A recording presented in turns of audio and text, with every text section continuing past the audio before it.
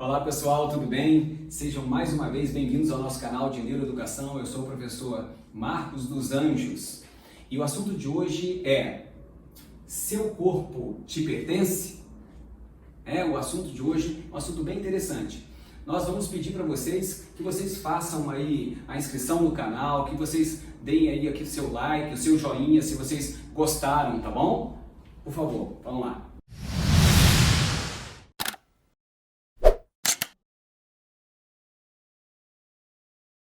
Muito bem, pessoal. Então, dando início ao assunto de hoje, eu fiz uma pergunta. Olha só, seu corpo te pertence?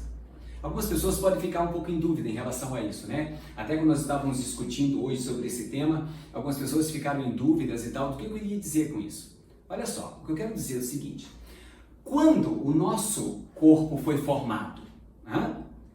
Sempre a partir de um pai e uma mãe, né? Então, quando a mamãe deu a oportunidade de escolher papai, normalmente a gente já comentou sobre isso, quem faz a escolha são as meninas, porque as meninas biologicamente têm um comportamento que dá a ela, né, essa condição, né, de fazer a escolha muito melhor do que o homem. A gente falou que isso tem uma relação com o hormônio, né?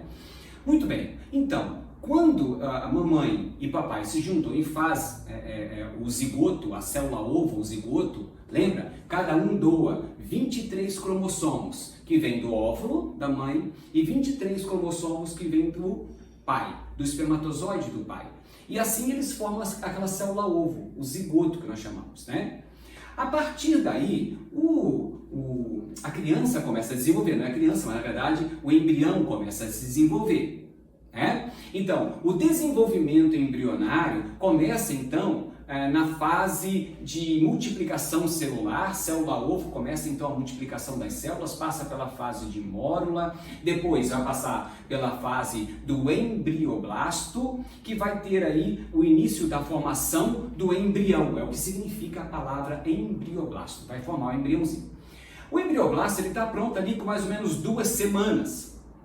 O que é essas 2 semaninhas? A partir dessas 2 semaninhas, vai começar a formar, então, todos os tecidos que vão dar origem ao corpinho da criança.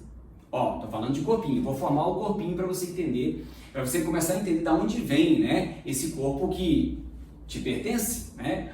Então, esse indivíduo tem uma série de tecidos corporais, todos eles formados por célula, né? Essas células, cada célula que forma o corpo humano, célula que vai formar o sistema nervoso, as células que vão formar o sistema cardiovascular, o sistema respiratório, o sistema digestório, o próprio sistema genital masculino e feminino, tudo tem origem a partir do zigoto. Então, cada célula do nosso corpo tem origem em partes do nosso pai e partes da nossa mãe. Então, o que nós ganhamos de herança? Lembra que eu falei que vem 23 cromossomos? Então, aí existe uma grande responsabilidade. Cada célula do corpo da criança, ele vai vir com o material genético do pai e da mãe. Agora, que material genético é esse? Será que ele foi tratado com carinho? Por que isso? Que ambiente que ele se desenvolveu? Imagina que agora, essa mãe grávida, desenvolvendo a criança dentro do útero, imagina, ganhou de herança parte do material genético do pai e o dela própria e está se desenvolvendo ali dentro. Mas e o ambiente que ele está inserido dentro do útero da mãe? Os nutrientes, o substrato que a criança precisa para poder se desenvolver, né, vai pelo sangue. Então, aquele componente genético, tudo aquilo que você recebeu de herança, que está se multiplicando intensamente dentro do útero da mãe, essa carga genética depende então do desenvolvimento, o quê? De um material sanguíneo adequado, com nutrientes, aí vou pegar nutrientes, a gente pode falar de lipídio, proteína, carboidrato, sais minerais, uma série de hormônios que é necessário para induzir um monte de ações de desenvolvimento na criança. Então, tudo isso está acontecendo muito naturalmente. Agora, pense comigo. está agindo, tudo isso está agindo sobre o corpo genético da criança, a manifestação genética da criança, do que resultado do pai e da mãe, né? Agora, o que essa mãe come? O que essa mãe bebe? Como é o entorno dessa mãe? Estresse, ansiedade, medo, raiva. Imagina tudo isso levando essa condição de entorno, né, negativo. Isso pode comprometer e compromete, isso já é muito estudado, né? Por exemplo, nós sabemos que existe um hormônio associado ao estresse. Todos nós temos estresse. Estresse é normal. Mas o estresse em excesso ou estresse prolongado pode liberar, dentre outros fatores, um hormônio chamado cortisol. E nós sabemos que o cortisol pode sim, por exemplo, trazer prejuízo no desenvolvimento de alguns órgãos da criança, incluindo aí o sistema nervoso, né? Olha só, isso estou falando para esse estresse crônico, não é qualquer estressinho, uma briguinha ali com o marido, né? Com o primeiro filho, não estou falando desse estressinho, esse aí ele é tolerável, é tudo bem, não tem problema nenhum, tá? Mas eu estou falando dessa condição mais grave. Então, esse entorno da mulher tem que ser muito bem cuidado para o desenvolvimento ideal dessa criança que agora está se desenvolvendo dentro dela. Por isso que não é tão simples a mãe e o pai definir, né, que querem fazer um filho. Não é tão simples assim. Deveria, portanto, antes de cuidar, de fazer um corpo novo, né, de fazer uma criança e, portanto, um corpo novo, ela, a mãe, cuidar do próprio corpo. O pai cuidar do próprio corpo. Porque se não tiver esse cuidado, que tipo de material genético nós vamos entregar para esse corpinho que está se formando agora, para essa criança que está se formando dentro do útero da mãe, né? Então, pense comigo, se nós dermos a essa criança condições ideais de desenvolvimento, já não é fácil, né, para aquele mundo que ela vai encontrar aqui fora. Agora, imagina se a gente começar já com alguma desvantagem, essa mãe entrando em sofrimento, né, o tempo inteiro, tá? Nós temos que pensar nisso. Portanto, não é tão simples ter um filho, né, assim, do jeito que quer, sem pensar em possíveis consequências. Uma mãe que usa droga, que usa álcool em excesso, uma mãe que faz uso de algum tipo de substância tóxica, pode, portanto, como a gente está vendo agora, trazer algum prejuízo, né, para o desenvolvimento da criança. Olha só, tem pesquisas que apontam de indivíduos especialistas em genética, né, pesquisadores especialistas em genética, que eles dizem que avô que fumou ou que tinha o vício do tabagismo poderia, olha só que interessante, aumentar o risco do neto ter asma.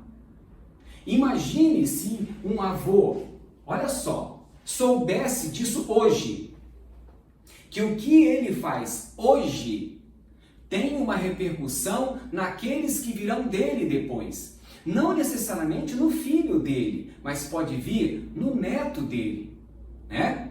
Então a pesquisa aponta isso, não sou eu que estou dizendo, são vários pesquisadores no mundo que afirmam que o que nós fazemos agora com o corpo que nós estamos dizendo, a maioria fala, né?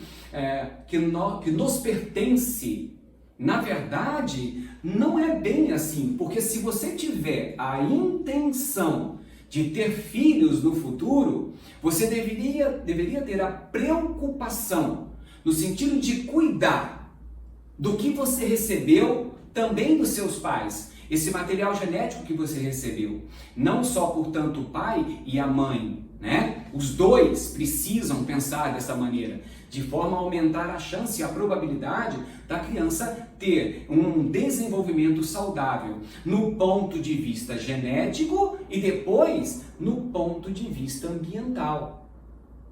Então, quando a gente fez a pergunta, né?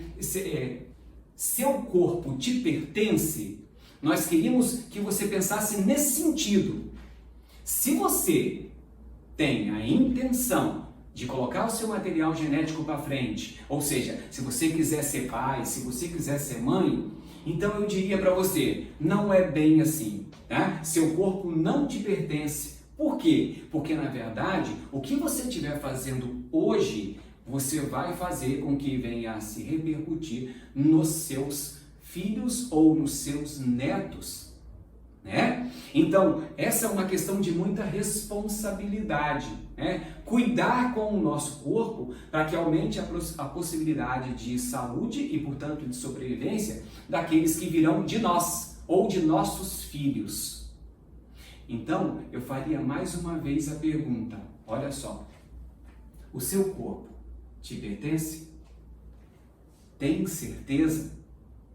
E o que você vem fazendo para contribuir com aqueles que virão depois de você? Né? Pensa nisso, pessoal.